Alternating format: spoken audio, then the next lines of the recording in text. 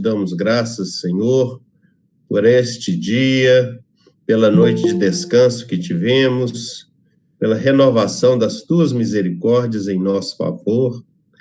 Muito obrigado a Deus pela provisão na nossa vida, que o Senhor tem nos sustentado com toda sorte de bênçãos materiais e espirituais.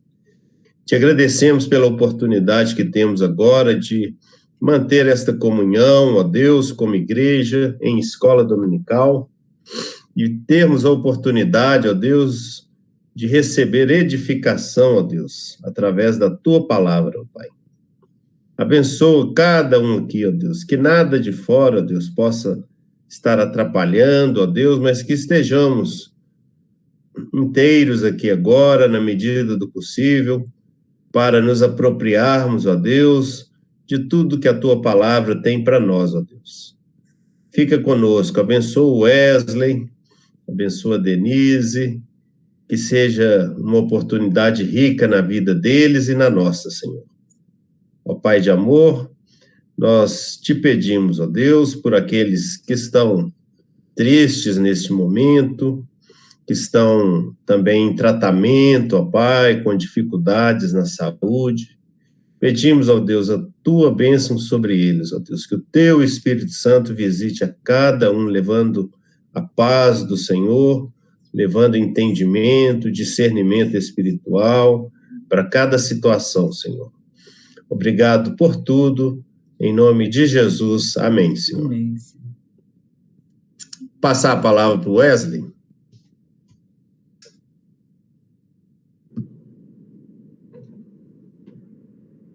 Bom dia, meus queridos irmãos, aqueles que ainda não cumprimentei.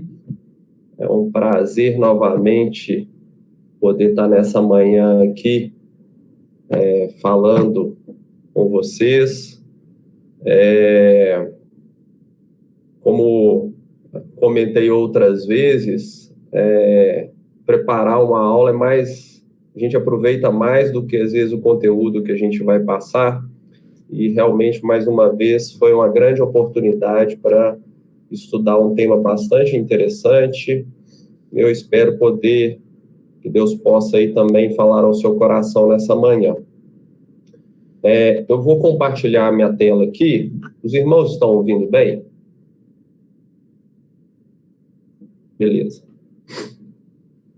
Deixa eu ver se eu vou fazer direitinho aqui, que hoje eu não ensaiei com o Rafael antes da aula, não, mas eu acho que não vou errar, não. Vamos ver.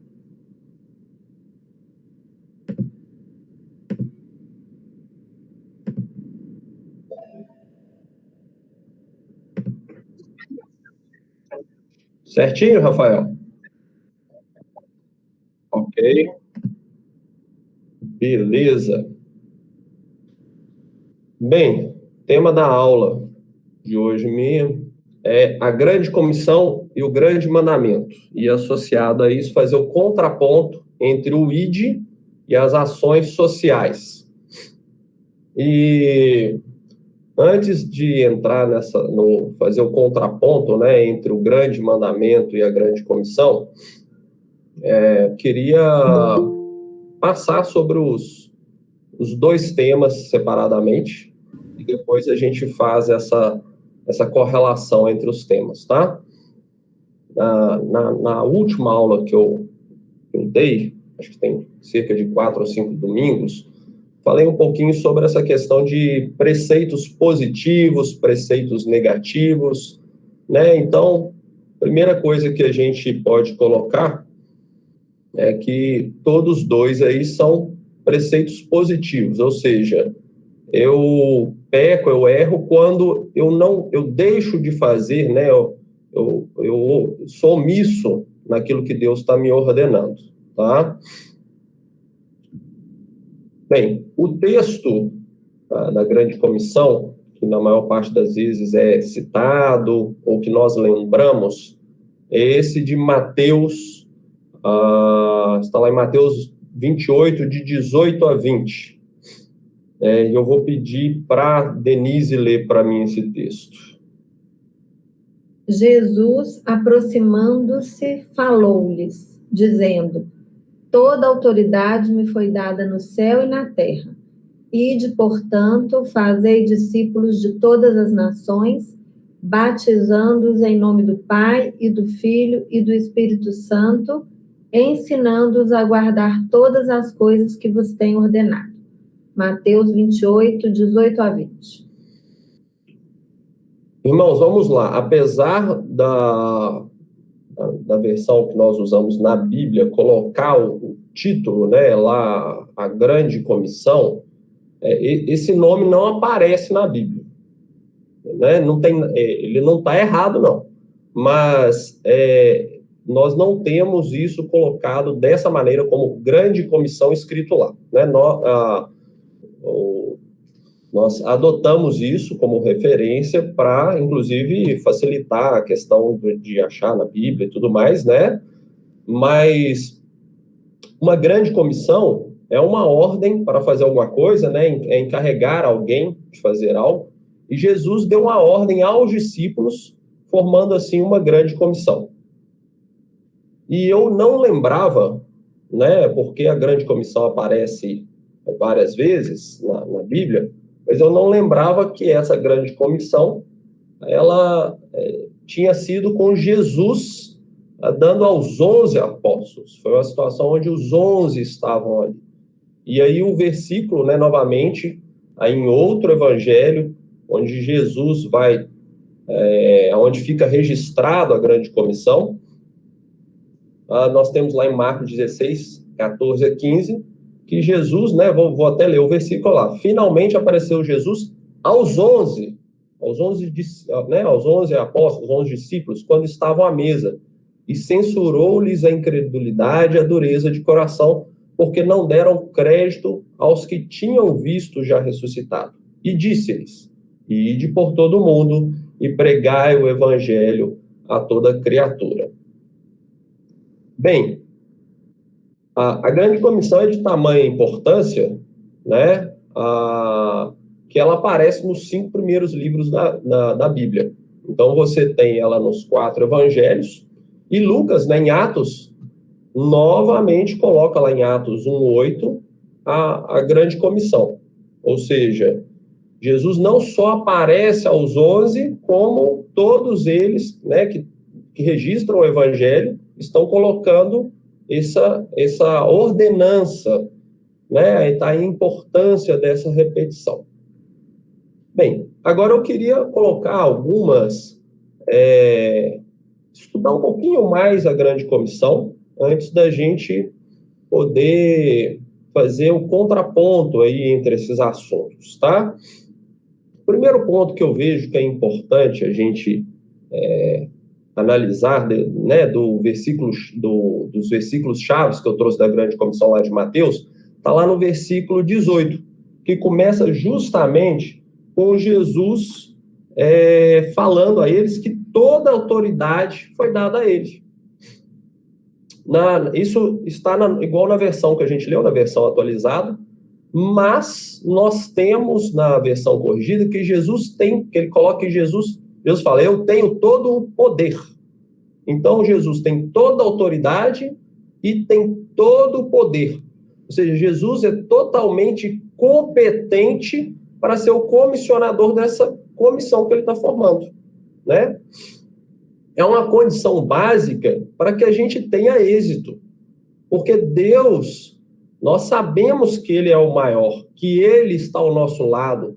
Ele nos dá a certeza inabalável que nós teremos condições para enfrentar o inimigo em circunstâncias adversas, não vacilar e poder fazer isso. A segunda implicação de Jesus ter toda a autoridade, todo o poder, é que essa ordem foi dada pela autoridade máxima do universo. Então, nós devemos ter total respeito a essa ordenança, e Jesus, ao proferir essa ordem, quer ser obedecido de forma clara, completa e urgente. Ok? Desculpa, tinha um slide justamente falando daquilo que eu estava mencionando. Desculpa a falta da ordem. Bem, o cerne dessa grande comissão, né? os verbos aí estão todos no versículo 19, no gerúndio, mas o fazer discípulos está numa forma de ordenança, no imperativo, né?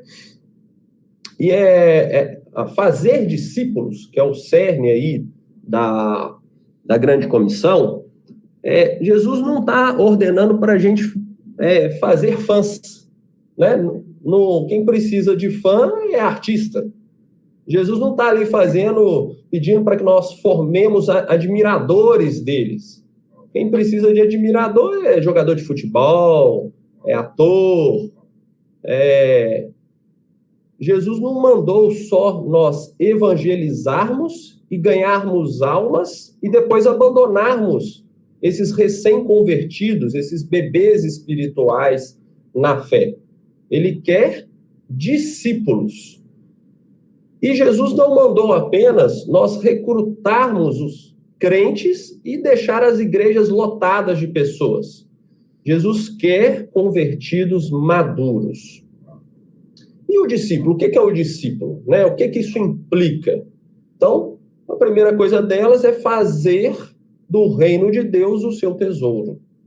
A segunda coisa é que o discípulo ele vai renunciar todas as coisas por amor a Jesus.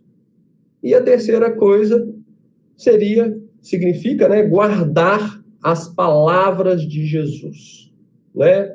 Nós temos hoje muita adesão ao Evangelho e pouca conversão. Temos grandes ajuntamentos, grandes igrejas, mas poucas pessoas que realmente foram quebrantadas. Temos pessoas vazias de Deus e pessoas que estão preocupadas em grandes multidões e aglomeração, ficam buscando uma bênção, mas não a Deus. São religiosos, mas muitas vezes estão longe de ser discípulos de Cristo Jesus. Então, tá aí. O cerne é que a gente forme, né?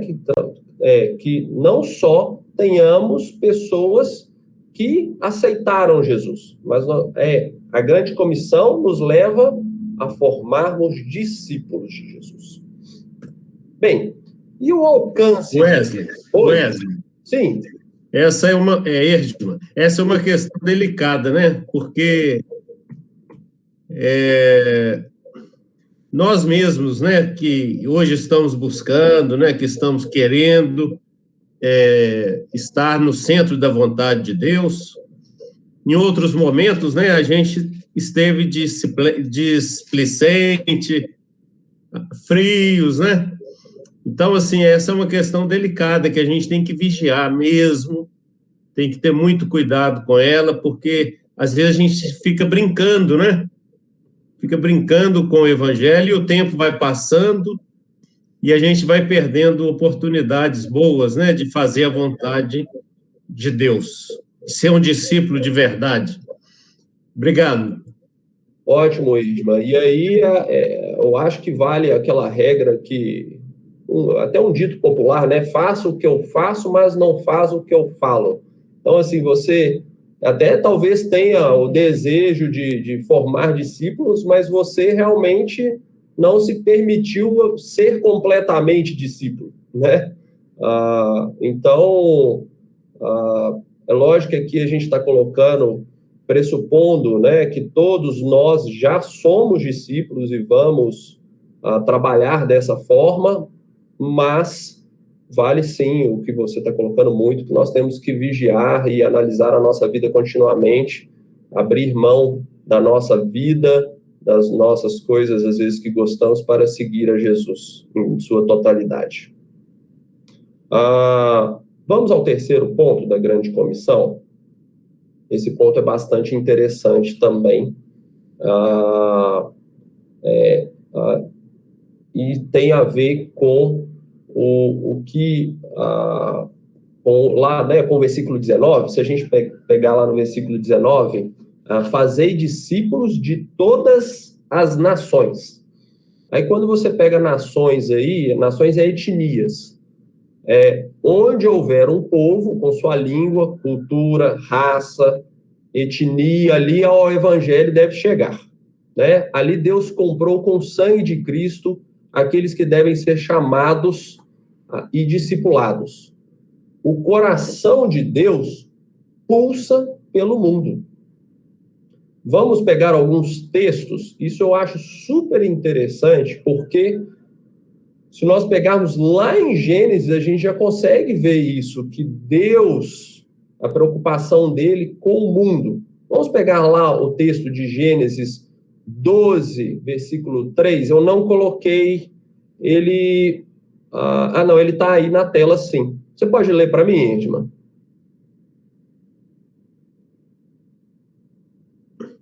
Em ti serão benditas todas as famílias da terra. Gênesis 12, 3b.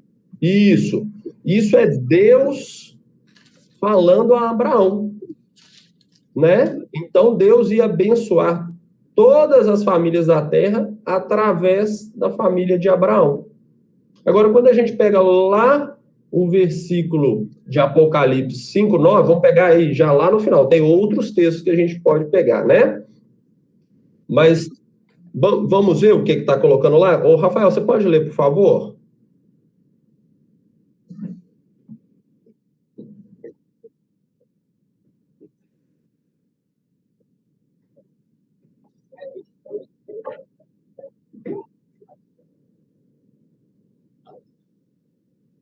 Essa é a parte, eu esqueci de colocar o B, tá? É a segunda parte do versículo, mas olha só, compraste para Deus os que procedem de toda tribo, língua, povo e nação.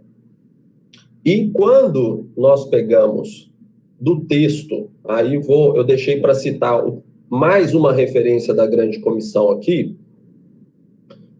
o de Atos 1:8. Olha a forma que Lucas registra a questão da grande comissão, né?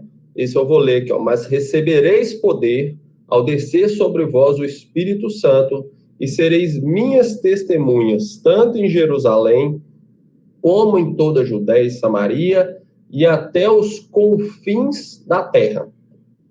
Esse texto é bastante interessante, porque mais uma vez fala que Deus tem a preocupação que o evangelho chegue a todos os povos e a todo mundo, mas ele tem uma palavrinha-chave aí, mas serei minhas testemunhas tanto.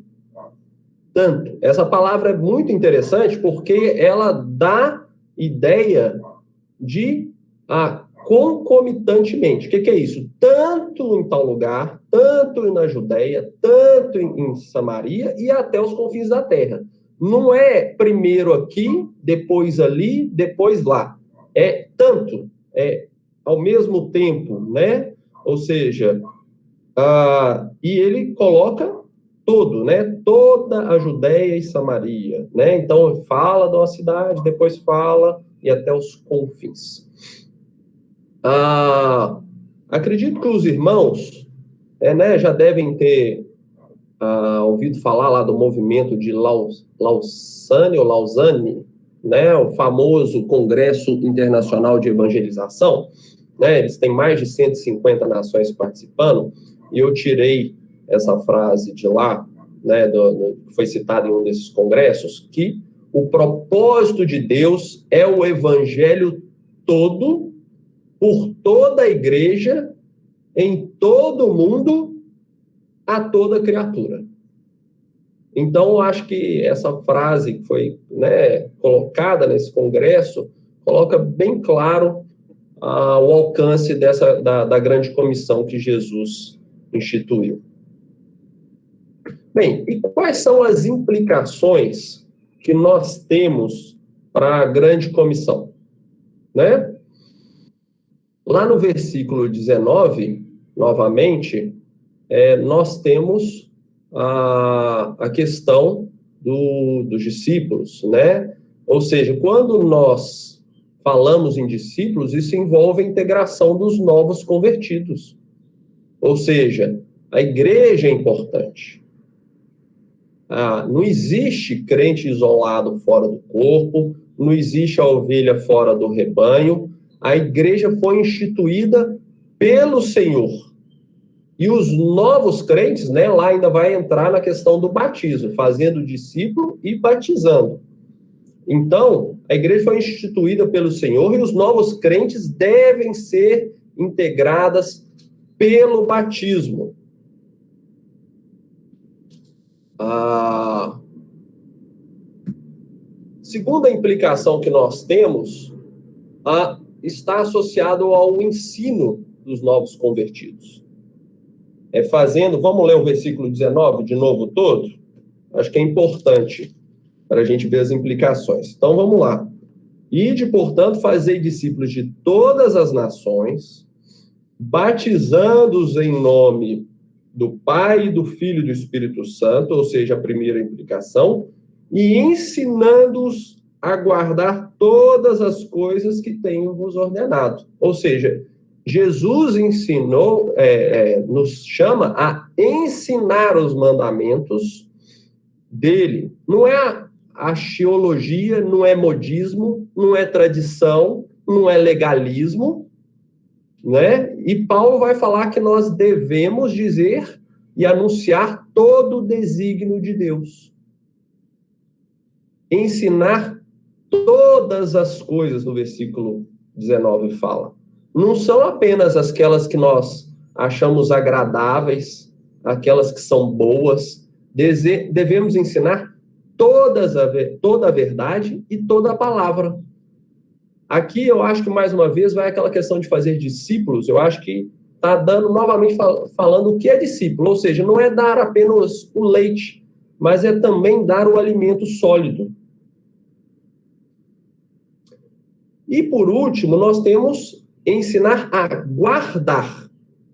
Não é apenas guardar na cabeça, mas é obedecer. O discípulo é aquele que obedece. As pessoas, às vezes, querem até conhecer, querem ter conhecimento, né? Ter a informação, mas, às vezes, elas não querem obedecer. Então, vamos pegar lá o versículo de João 8, 31 a 22, para entender essa questão de guardar e obedecer. Quem pode ler, por favor? 31 e 32. Falei errado. Ele está na tela.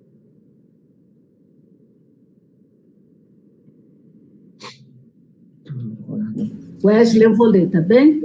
Disse, pois, Jesus aos judeus que haviam crido nele: se vós permanecerdes na minha palavra, sois verdadeiramente meus discípulos, e o conhecereis a verdade, e a verdade vos libertará. Ô, Josimar, obrigado pela leitura, viu? Que bom que você está aqui com a gente. Eu não tinha te cumprimentado ainda. Eu cheguei um pouco atrasado, Wesley. Que joia. Ter você conosco. Está sentindo a sua falta. Pois é, aqui em casa tem 2 salas de escola dominical, às vezes eu tenho que administrar outra para poder entrar nessa aqui. Eu sei bem como Mas é que é. É um prazer. Bom. Bem, esse versículo que a Jacimara acabou de ler, tem outra versão, tá? Vós sois meus discípulos se fazeis o que eu vos mando. Ou seja, nós só somos discípulos de Jesus quando nós obedecemos aos seus mandamentos. Não é só guardar. Ainda nós temos que obedecer, né? E tem a ver também com o que o Erdman comentou, da gente vigiar, né? Ter essa vigilância no cumprir aquilo que Jesus nos ordena. Bem, concluindo a parte da grande comissão, você foi alistado para fazer parte dessa maior comissão de resgate do mundo. Não é do Katrina, naquele, né, de um acidente natural. Não é da pandemia, do Covid-19. Você não foi alistado para nada disso que está acontecendo, mas sim do maior acidente cósmico que nós temos, que foi a queda do homem. Não é uma tragédia temporária, que uma vacina talvez resolva, que um remédio talvez no futuro, mas da perdição eterna. E aí eu gostaria de fazer algumas perguntas para os irmãos sobre a grande comissão, terminando essa análise disso que Jesus instituiu, né, da grande comissão. Você tem pregado o evangelho aos perdidos? Irmãos, aqui eu estou perguntando, não é, né, eu não quero a resposta para mim, não. É para você mesmo pensar um pouquinho, né? Você tem feito discípulos?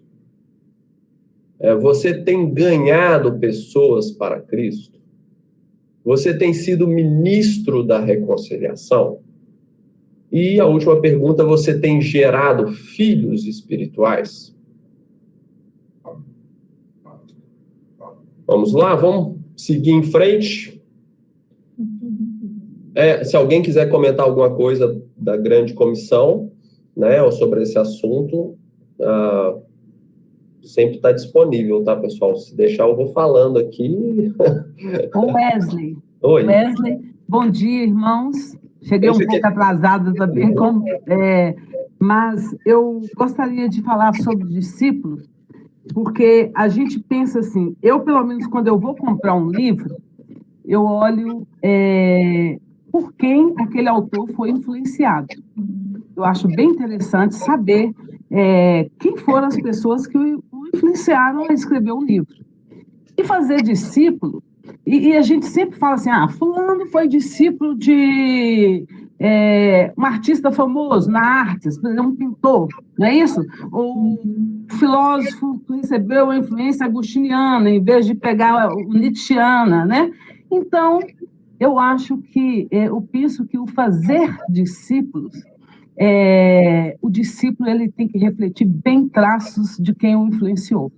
Então, é aquela questão de imitar Cristo e as pessoas percebem ali, estou lendo esse livro, esse cara é totalmente marxista, ou ele é nietzscheano, ou ele é agustiniano, né? Então, é isso que eu acho que nós devemos ter em mente ao discípulo, o que obedece, mas aquele que é tão imitador do mestre, que as pessoas percebem rapidamente que ele é um discípulo de quem ele está representando ali, né?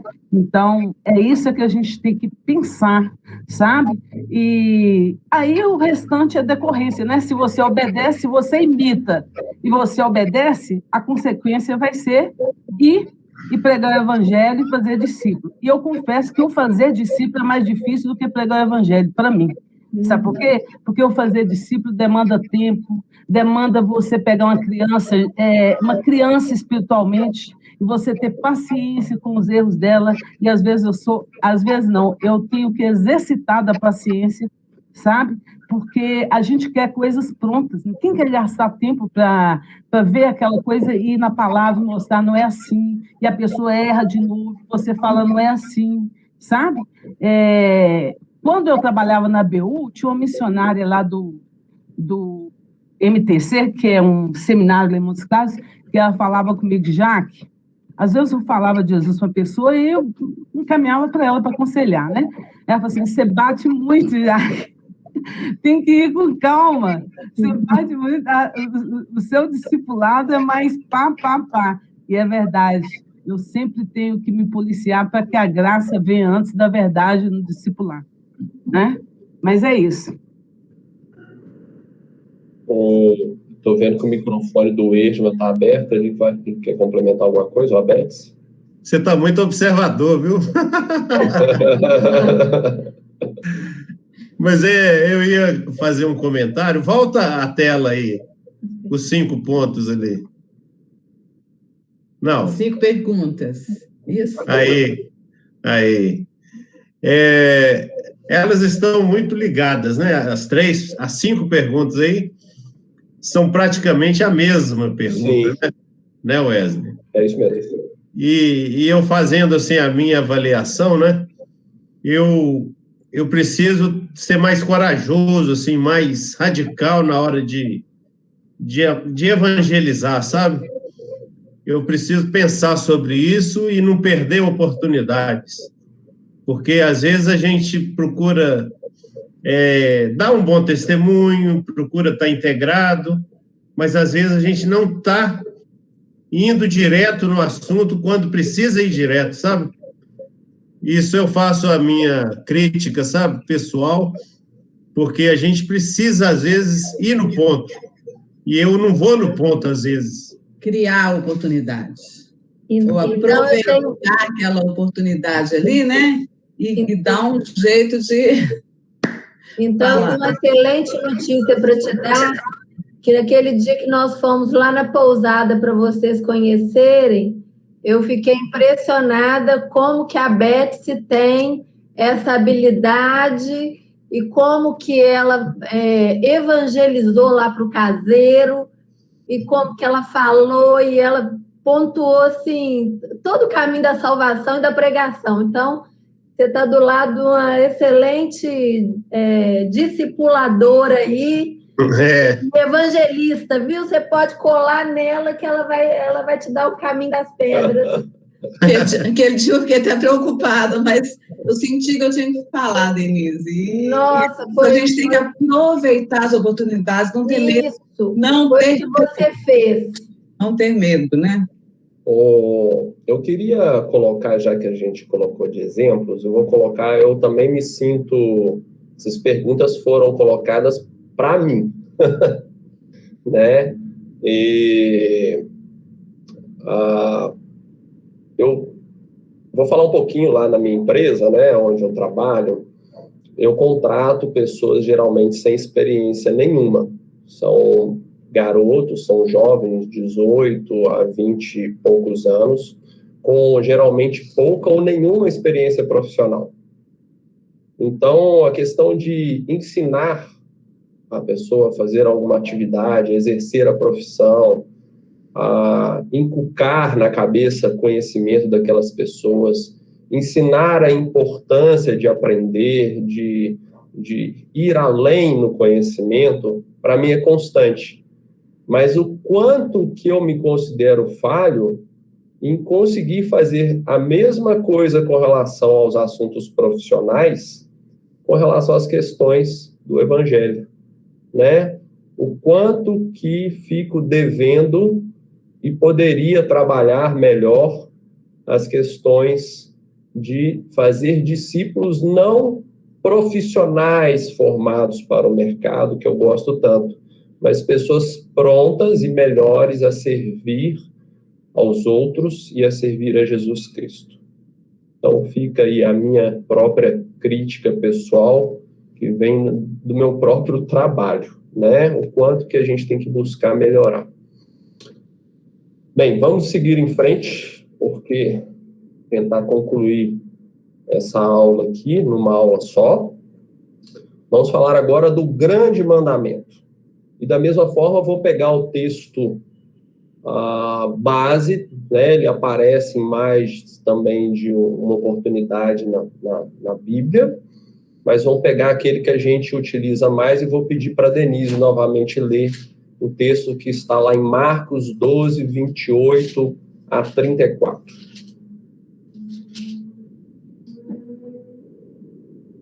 Chegando um dos escribas, tendo ouvido a discussão entre eles, vendo como Jesus lhes houvera respondido bem, perguntou-lhes: qual é o principal de todos os mandamentos? Respondeu Jesus: o principal é: ouve, ó Israel, o Senhor nosso Deus é o único Senhor. Amarás, pois, o Senhor teu Deus de todo o teu coração, de toda a tua alma, de todo o teu entendimento e de toda a tua força. O segundo é: amarás o teu próximo como a ti mesmo. Não há outro mandamento maior do que estes. Disse-lhe o escriba: muito bem, mestre, e com verdade disseste que ele é o único, e não há outro senão ele, e que amar a Deus de todo o coração e de todo o entendimento e de toda a força, e amar ao próximo como a si mesmo, excede a todos os holocaustos e sacrifícios.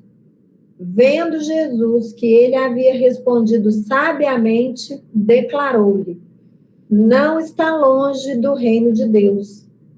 E já ninguém mais ousava interrogá-lo.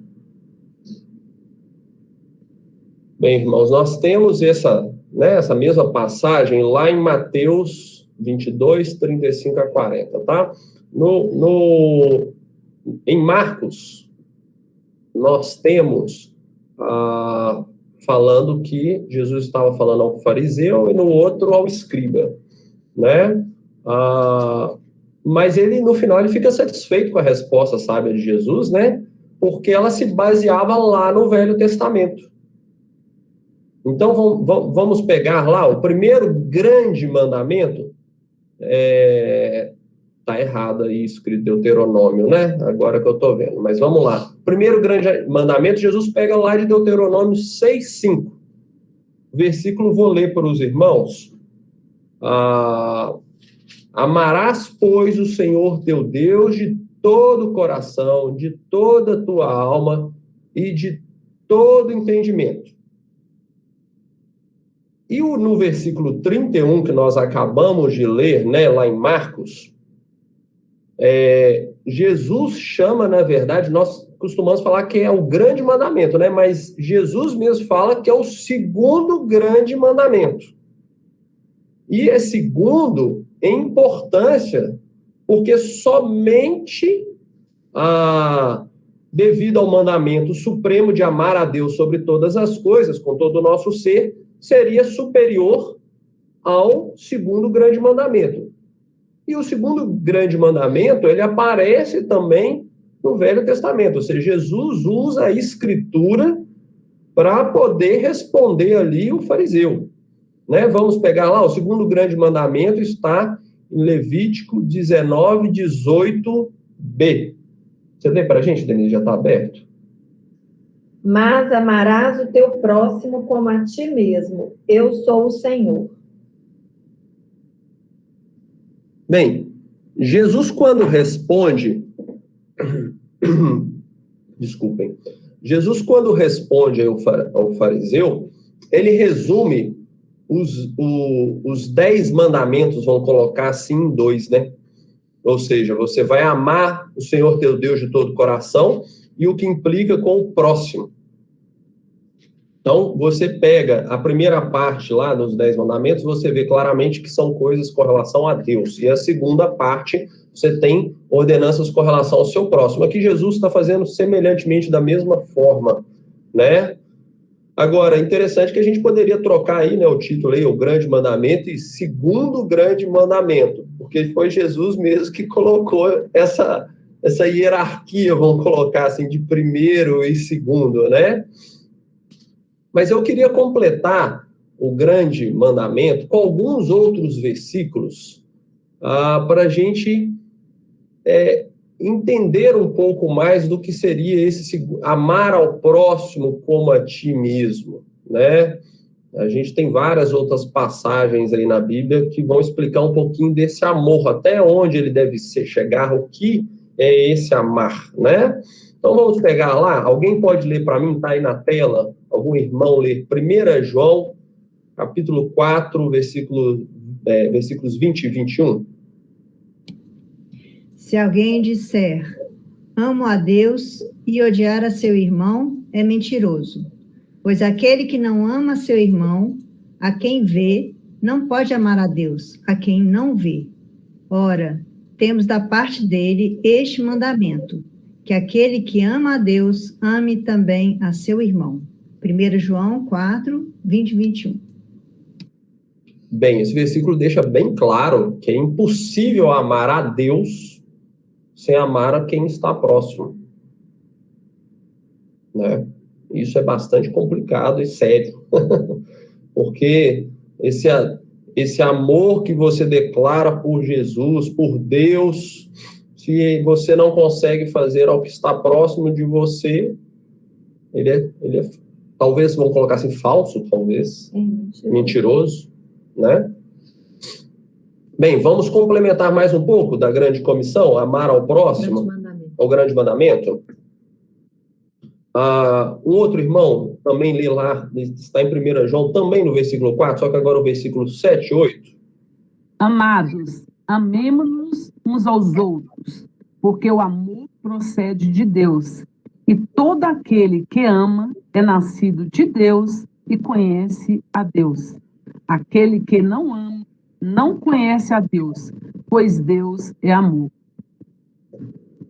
Olha que interessante. Todos os mandamentos e ordenanças de Deus sempre foram baseados no amor. Este sentimento, né, ele faz parte da própria essência divina. Vamos ver mais um versículo para entender isso? Ele está também lá em 1 João 4. 1 João 4 facilita bastante a gente entender isso. Vamos lá, quem pode ler, por favor, algum outro irmão? 1 João 4, agora o versículo 10.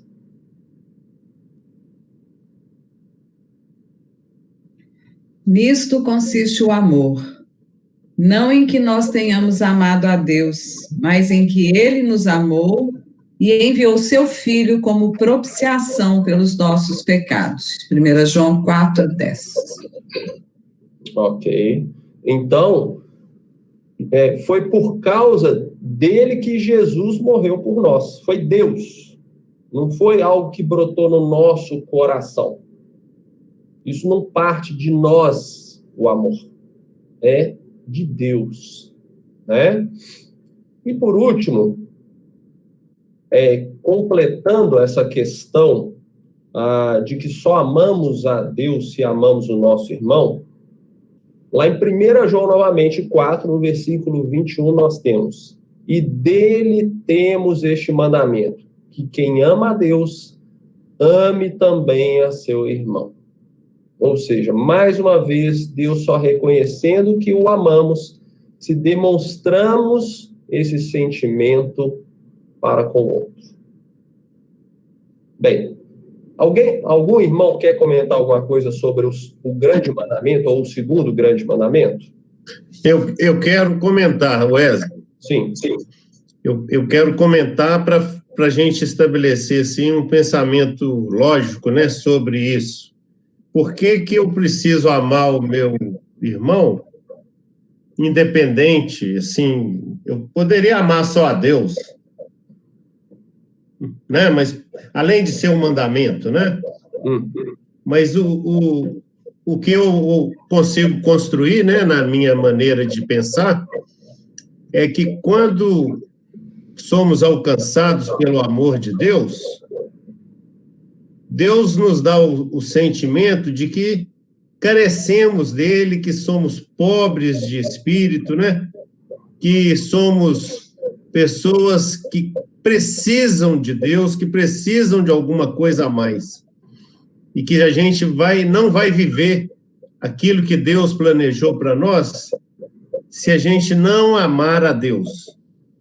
E quando a gente reconhece a nossa pobreza, né? A nossa carência espiritual, a gente percebe que a gente não é melhor do que o nosso próximo. Porque quando a gente despreza o amor a alguém, é porque a gente tem um sentimento de superioridade, né, em relação àquela pessoa.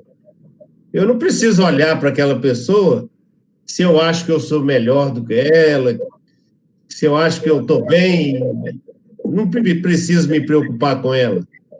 Mas quando Deus alcança a nossa vida, aí Ele nos dá esse sentimento de necessidade, de carência, de pobreza, e que aí faz a gente pensar no próximo. O próximo é igual a mim, eu não sou melhor do que ele, e se Deus me amou, eu devo amar também o meu próximo. É mais ou menos assim, né, eu acho. Veja, é excelente. Sai do âmbito simplesmente que eu estou cumprindo, né, o que Deus me ordena, para uma questão da humildade, vamos colocar até mais da compaixão. Eu vou entrar muito agora nisso, no contraponto entre os dois assuntos, mas vai bem além só do simplesmente obedecer, né? Vamos então agora fazer esse contraponto entre o ID e as ações sociais, ou seja, entre o grande mandamento e a grande comissão que Jesus deixou. E aqui, irmãos, antes de mais nada, eu queria colocar que o meu objetivo não é criar polêmica. eu coloquei nessa apresentação e usei como base o livro que está aí na tela, A Missão Cristã no Mundo Moderno, de John Stott. Esse livro, ele não só aborda esse assunto, né, do contraponto entre o ID e as ações sociais, da grande comissão, do grande mandamento, mas ele tem 5 conceitos chaves que ele trabalha: a questão da missão, do evangelismo, do diálogo, da salvação e da conversão. Eu gostei muito do livro, recomendo. Esse eu comprei em meio físico, se algum irmão quiser emprestado, está à disposição. E ele faz, né, o John Stott, ele faz menções de grandes pregadores, de textos de grandes congressos mundiais sobre evangelismo. Então, tem muita citação interessante no livro, muito legal, e ele vai conseguir ser bem mais amplo do que eu tenho tempo aqui para colocar na aula sobre essa questão, mas eu acho que ele explica bem isso, essa ideia desse contraponto. E aqui, a primeira coisa que eu queria explicar para os irmãos, porque eu mesmo me embaralhei quando eu ganhei o assunto da aula, é que contrapondo, com D no final, D-O, é confrontar 2 assuntos. E eu, quando peguei esse assunto, eu falei, gente, mas são 2 assuntos correlacionados, como é que eu vou colocar um contra o outro, vamos colocar? Mas não é isso. O tema da aula é contraponto, ou seja, é um assunto entrelaçado com o outro e nós vamos correlacionar eles, ok? Então, agora, eu vou perguntar para os irmãos e vou tentar responder a seguinte pergunta: qual a relação entre evangelismo e ação social? Então, vamos tentar relacionar essas 2 coisas da maneira correta, ou da melhor maneira. Não vamos colocar nem que é a forma correta, mas talvez a melhor maneira de trabalhar essas 2 questões. Bem, a primeira forma que John Stott coloca no livro, de forma bem clara, é a ação social como meio de evangelismo. O que é isso?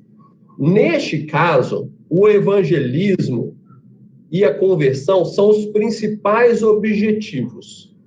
Mas a ação social que é feita é um meio preliminar, anterior e útil, efetivo, para eu alcançar o objetivo que eu tenho. A forma mais usada, evidenciada para esse tipo de trabalho social é o trabalho social ali da alimentação, da saúde, educação, e muitas vezes é aquele negócio antes do evangelismo, aquele açúcar no comprimido. Vamos colocar assim, a isca no anzol para eu falar de Jesus. E isso acaba que tira talvez um pouco da credibilidade, da forma que nós estamos usando, porque você faz algo, mas você tem um objetivo em outro. Então, acaba que a filantropia, ela tem um cheirinho ali de hipocrisia, porque, na verdade, eu estou fazendo uma coisa, mas já visando a outra. E aqui, meus irmãos, eu falei, né, eu não quero gerar polêmica, não. Eu não quero julgar os trabalhos sociais e falar que todos os que estão fazendo dessa forma fazem o mal, são dissimulados, hipócritas, mas nós temos que ficar atentos se sempre que está sendo feita uma ação social, se eu não estou usando ela para conseguir uma outra coisa apenas. Isso é um alerta interessante do autor, e ele coloca, inclusive, uma consequência negativa que eu já presenciei ela algumas vezes, que é o resultado negativo desse programa social e de tentar produzir um fim usando um outro meio, que seria o que ele chama lá de cristão cesta básica. O que é isso? Nós criamos uma pessoa que se relaciona com os irmãos, mas o objetivo dele é apenas receber ajuda. Ele não está preocupado em mudar a vida, ele não está preocupado em ser discípulo, mas ele até vai na igreja, ele até faz alguma coisa, mas o objetivo dele é a ajudinha que ele está recebendo. É o interesse que foi dado no início, no primeiro momento. Aqui é muito importante, irmãos, porque parece que eu estou fazendo uma crítica, mas eu não estou colocando nesse primeiro ponto que nós não devemos ajudar essas pessoas. Mas tem outras maneiras que nós vamos colocar que talvez sejam mais sábias, vamos colocar assim, de fazer essa mesma coisa. Tá bom? Então, essa é a primeira forma de se relacionar e fazer associação, ação social e evangelismo. Ou seja, ação social como meio para o evangelismo. A segunda forma que nós temos é a ação social aí como uma manifestação do evangelismo. Vamos explicar isso melhor. Nesse caso, o evangelismo e a conversão são os principais objetivos, ou seja, os dois fazem parte do objetivo. Mas a ação social agora ela não é algo preliminar que eu vou fazer antes para ter o outro. Essa forma é mais evidenciada. Ó, eu peguei o texto, já estava pegando o texto base errado. Desculpa, eu estava pegando e estava lendo o outro. Neste caso, a filantropia não está anexa ao evangelismo de forma artificial, mas ela cresce a partir de sua expressão natural. O que é isso? Aquela questão justamente que eu estava comentando, o que o Edman colocou no final, quando eu falei do grande mandamento, onde eu tenho uma compaixão enorme para com meu irmão. Ou seja, é quase um sacramento do evangelismo, é ação social. Eu faço aquilo não para ter o outro, mas a minha motivação deixa de ser o evangelismo para ser o amor e compaixão ao próximo. Vamos tentar explicar isso aí, igual eu coloquei na tela? Se a medicina e a educação são motivados pelo próprio amor e compaixão, então eles vão deixar de ser simplesmente a preparação para eu pregar, para eu falar de Jesus. Naquele momento, essa ação de medicar, de educar, ela é a própria pregação. Eu não sei se eu consegui ser claro aqui de separar a primeira e a segunda, de ser tão diferente. Eu faço uma coisa esperando falar a outra. Aqui não, aqui eu não estou preocupado em falar com o que eu estou fazendo. Aqui o que eu estou fazendo é a própria pregação. Tá? E eu queria citar um texto bastante interessante de Jesus sobre essa questão. Né? Por quê? Nós não devemos hesitar em concordar que o precedente é marcante no próprio ministério de Jesus sobre isso. Se as palavras e ações estavam relacionadas de Jesus, as palavras dele interpretavam as ações e as ações incorporavam as palavras. Jesus não só anunciava as boas novas do reino, ele também manifestou os sinais do reino. E nesse texto ele coloca que se o povo não acreditasse nas suas palavras, no que ele estava falando, então que eles pelo menos acreditassem por causa das mesmas obras. Você lê para mim, Denise, por favor, João 14, 11. Crede-me que estou no Pai e o Pai em mim. Crede ao menos por causa das mesmas obras. João 14, 11. Mesmas obras do Pai, vistas na pessoa de Jesus. Esse texto seria interessante, meus irmãos, a gente ler todo ele bem antes do versículo 11, para a gente entender o contexto que foi falado, mas eu vou passar para ver se a gente consegue ir até o final da aula, tá? E aqui eu não quero negar que as boas obras de amor não tiveram um valor evidente quando realizadas por Jesus. E elas verdadeiramente têm um valor evidente quando realizadas também por nós. Vamos pegar um texto para falar disso, bem claro. Algum irmão pode ler? Mateus 5,16, que está na tela.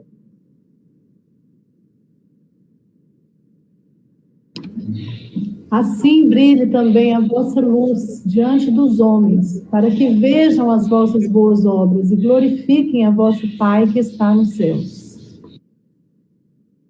Obrigado. Assim também brilha a vossa luz diante dos homens.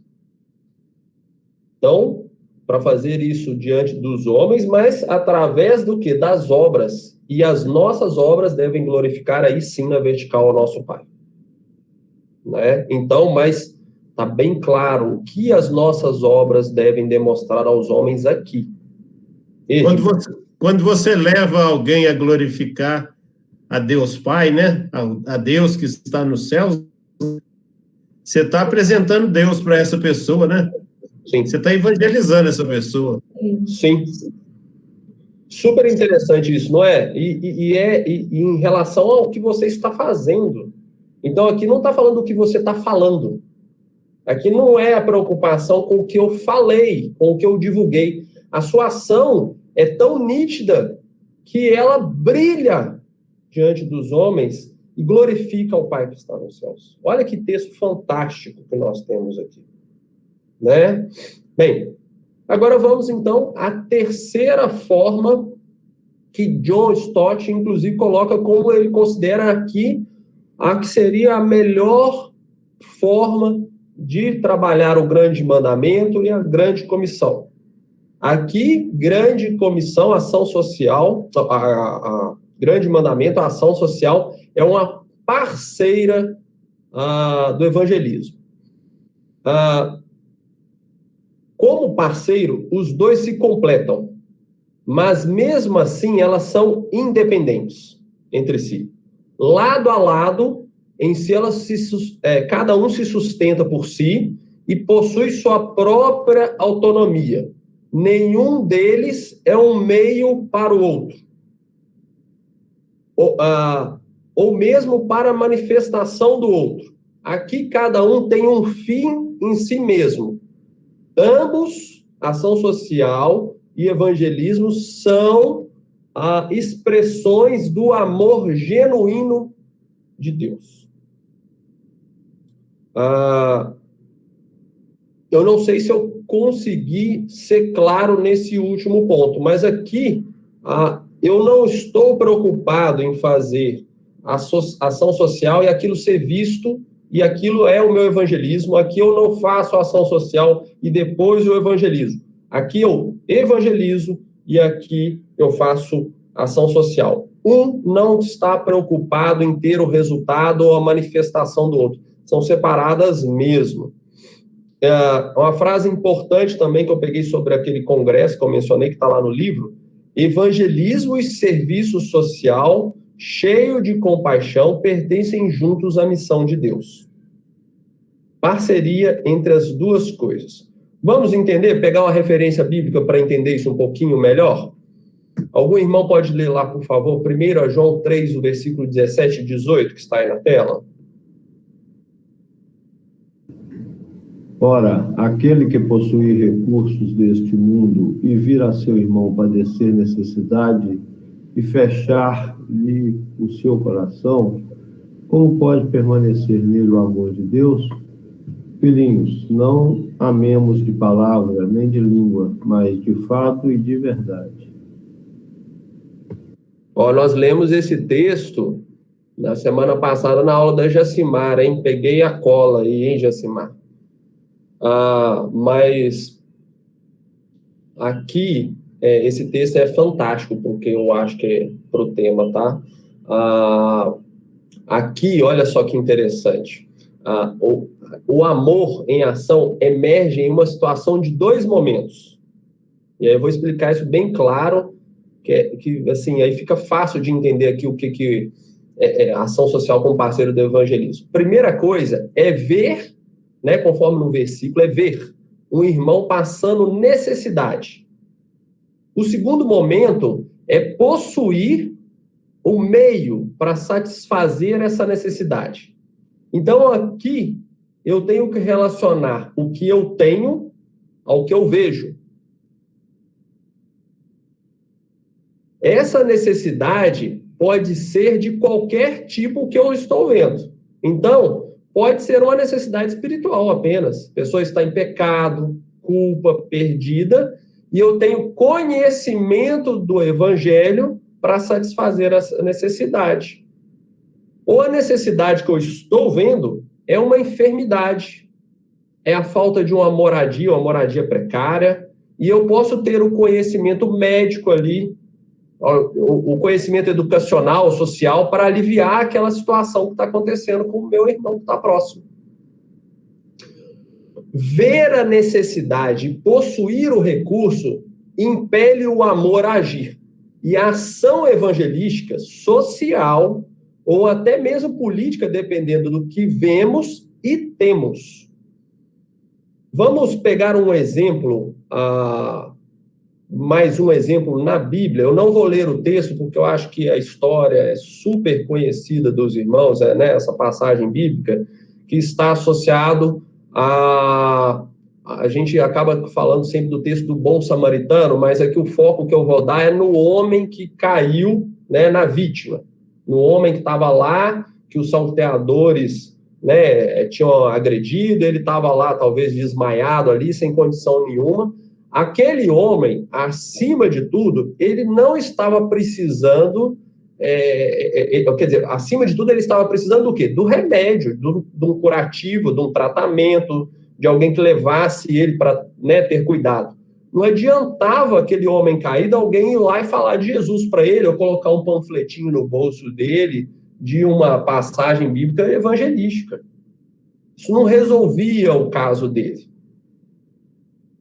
Eu não sei se vocês estão conseguindo entender o que eu estou querendo dizer, mas lá vou pegar mais um texto para tentar deixar isso claro. O Wesley, está bem claro, viu? Que bom. Está bem claro. Pode ficar tranquilo. Porque às vezes parece que os três estão muito próximos, mas é diferente, né? A motivação. A motivação do coração que é diferente. Mas vamos lá, vamos pegar Romanos 12, 20. Algum irmão, por favor, pode ler o texto que está na tela? Pelo contrário, se o teu inimigo tiver fome, dá-lhe de comer. Se tiver sede, dá-lhe de beber. Porque fazendo isto, amontoarás brasas vivas sobre a sua cabeça. Então, vamos lá. Se o nosso inimigo tiver fome, o mandamento bíblico é evangelizá-lo. Não. O mandamento bíblico é dar de comida para ele, né? É alimentá-lo. Você pode talvez falar de Jesus para ele, mas até para o inimigo, o mandamento no Novo Testamento, segundo Paulo, é dar alimento, é ação social. Ok? E existem ainda, irmãos, né, uma diversidade de chamados cristãos. E todo cristão deve ser fiel ao seu próprio chamado. O médico, por exemplo, que a gente citou a questão da saúde, ele não deve negligenciar a prática da medicina para evangelizar. Mas também o evangelista não deve se distrair do seu ministério da palavra. E aqui eu não quero aprofundar muito sobre a questão que nós tratamos muito no ano retrasado, que está associada à questão da vocação. Porque aí a gente entrar na questão da vocação para tratar ação social e evangelismo, né? Mas antes de concluir, eu queria dar um breve testemunho, irmãos, sobre algo que aconteceu recentemente na minha vida, vamos colocar assim, algo que eu vivi, para falar um pouquinho dessa ação social, parceira do evangelismo, e depois com esse testemunho eu quero concluir. E eu começo falando com muita humildade, porque eu considero que eu tenho muito, Deus tem que trabalhar muito na minha vida ainda para eu conseguir fazer tanto um bom evangelismo quanto a ação social. E aqui eu posso falar justamente o contrário. A minha esposa, ela consegue associar muito mais o ver e ter do que eu. Ela tem muito mais compaixão, é muito mais tocada e consegue fazer depois, usar o recurso que tem para resolver aquela necessidade do irmão próximo do que eu. Eu sou muito mais desatento a esse tipo de coisa. Mas algumas vezes, dentro da necessidade que tenho, do que o próximo tem, às vezes eu consigo, por ter vivido, às vezes, consigo ser tocado. E recentemente, um casal, eu sou muito de falar de Jesus, às vezes, para vizinhos, porque vizinho é o mais próximo, né? Então, às vezes, a gente tem a oportunidade, cria algum relacionamento com algum vizinho, às vezes está fazendo alguma coisa junto, e já conversei com alguns vizinhos e tive a oportunidade de falar de Jesus para essas pessoas. Mas um desses vizinhos, casado, com uma família, com 2 crianças, uma família linda, ele tinha uma sociedade com um irmão de longa data, numa oficina mecânica, e eles tiveram um problema financeiro lá, separaram as sociedades e ele ficou sem uma renda. E aí saiu do prédio, não conseguia morar mais aqui, a família, a mulher meio que divorciou dele, foi morar separada. Eu vi a minha esposa chorando várias vezes por conta de ver a família se separando, e aquilo incomodando a gente, eu vendo um homem de cerca de 45 anos morando na casa dos pais, e aquilo vai incomodando a gente, porque eu sei o tanto que me incomoda um homem querer trabalhar, querer ser produtivo, sustentar a casa, e ele não conseguia. Ele estava até tentando fazer alguma coisa, mas há 20 anos sendo empresário de determinado ramo e sem experiência fora daquilo, como seria? Tive algumas vezes com ele, e ele falava: Wesley, eu preciso de conselho seu, porque você pode me ajudar, e aquilo me incomodava, Denise.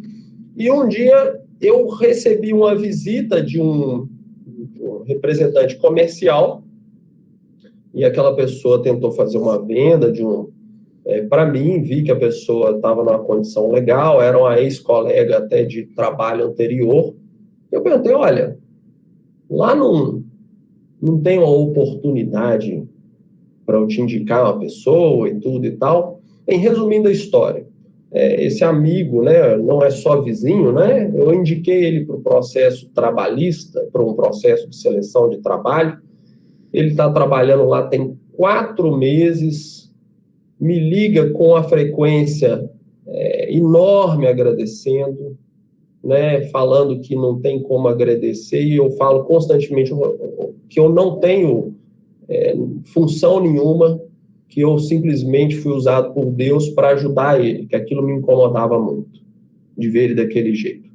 E ele tem dedicado muito, eu tenho orado a Denise pela família dele, e agora ele está fazendo um trabalho tão bacana, a empresa está expandindo, está mandando ele num cargo já superior para outro lugar, e a gente tem orado muito pelo retorno da união dele com a esposa. A notícia parece que a gente tem é que nessa mudança ele estaria levando a família toda com a esposa juntos para essa nova atividade junta. E isso traz muita alegria para a gente. E sempre que a gente tem oportunidade, a gente também está falando de Jesus. E sempre que a gente tem oportunidade, a gente está falando de Jesus, tanto para ele quanto para ela.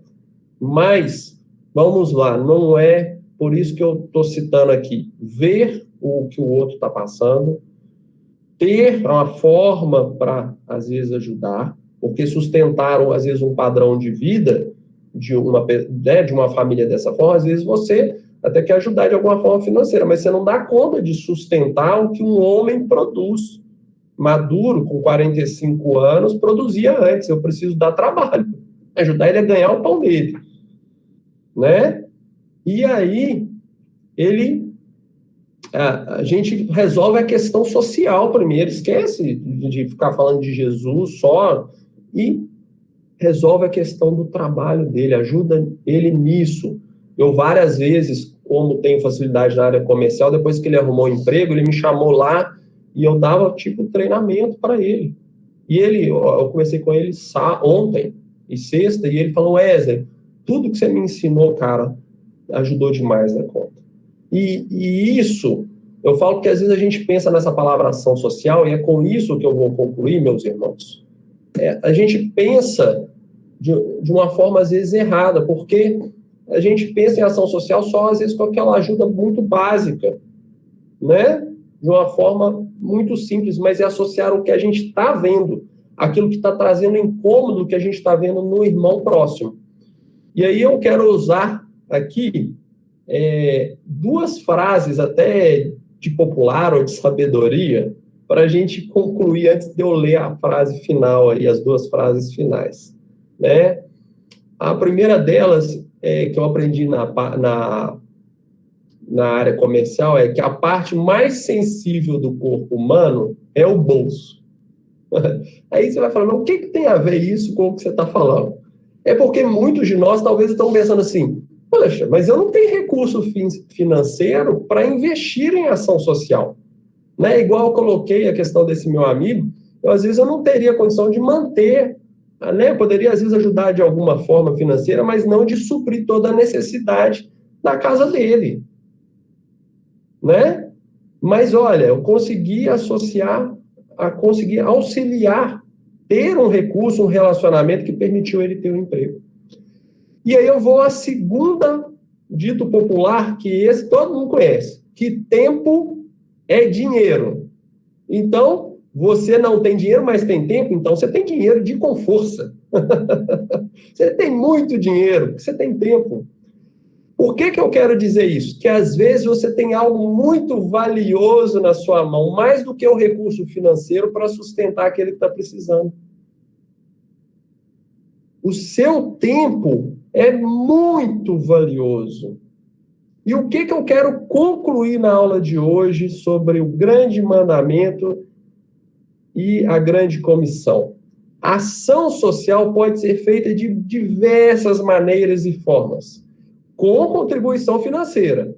Se você está com o bolso cheio de dinheiro e está muito sensível o bolso, está na hora também de deixar de ser sensível o bolso, né? Mas além de contribuição financeira, nós podemos fazer ação social com prestação de serviço ou apenas que seja com o seu tempo fazendo visitas. Os velhinhos aí em casas de idosos, às vezes casas, né, asilos 5 estrelas, vamos colocar assim, que ele tem médico, tem tudo lá, ele não está precisando de um médico, ele não está precisando de comida, ele não está precisando de doação, mas ele está precisando da atenção de alguém, ele está precisando de ouvir, de ser ouvido, de alguém que fala com ele. Ele está lá carente, precisando de uma visita, e você tem o tempo para fazer isso, ou é uma pessoa que está enferma. Hoje está um pouco, talvez, restrito isso em função do Covid, mas... né, era muito comum nas igrejas, eu lembro na terceira, de pessoas fazendo curso de capelania para poder ir visitar pessoas que estão em condição difícil nos hospitais. Mas o que importa nisso tudo, meus irmãos, é obedecer a Deus, fazendo parte da grande comissão e também obedecendo o grande ou o segundo grande mandamento, amando ao próximo como a nós mesmos. Eu espero que Deus possa nos abençoar com isso, possa trabalhar no nosso coração e nos deixar mais sensíveis às duas necessidades e ordenanças de Deus com relação àqueles que temos passado perto, às vezes, apenas, ou aqueles que estão cotidianamente do nosso lado e estão perdidos nesse mundo e perdidos para aquela terra que Jesus tem preparado para nós. Erdman, passo para você a palavra. Fala que a gente tem que falar. Wesley, foi muito importante essa lição, viu? Para a gente pensar sobre esse contraponto aí e as duas coisas funcionando juntas, né, paralelas, mas de forma independente. Para mim foi muito importante ouvir isso. Às vezes naturalmente a gente vai para aquele lado de achar que vamos usar uma coisa para fazer a outra. Eu confesso que a gente vai por isso aí, sem querer a gente vai. Então, achei muito importante ouvir a independência, né, das duas coisas. Muito bom, viu? Deus te abençoou muito e nos abençoou também através do que você aprendeu aí. Né? Vamos fazer uma oração agradecendo. Ora para a gente, Jacimar. Se alguém mais quer falar. Se alguém quiser falar alguma coisa...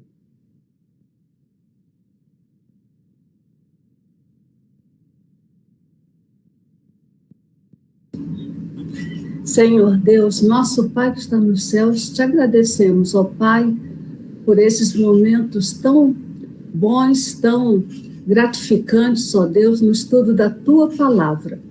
Senhor, como nós nos regozijamos, porque percebemos que o Evangelho é algo completo, é algo grande, Senhor, na nossa vida, na proposta, Senhor, para o mundo, para todos que foram criados por Ti, todos que compreendem, Senhor, o real significado do Evangelho, contempla todas as nossas áreas, todas as nossas necessidades.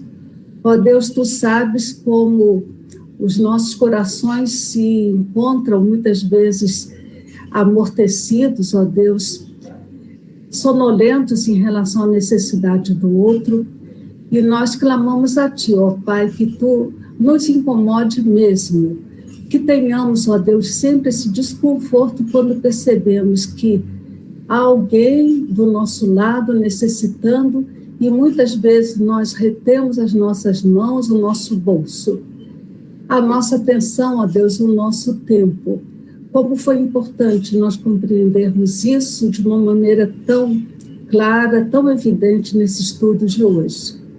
Ó Deus, nós te pedimos agora que Tu nos abençoe nesse dia, que abençoe os irmãos que estão participando, cada um, Senhor, também nas suas necessidades, e que tenhamos um restante de domingo abençoado, ó Deus, na Tua presença.